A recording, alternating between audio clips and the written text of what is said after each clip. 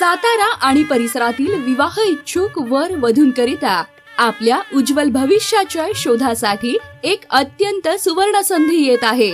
रविवार 7 डिसेंबर 2025 सकाळी 11 वाजता सातारा येथे आयोजित सर्व जातीय आणि आंतरजातीय वधूवर परिचय मेळावा।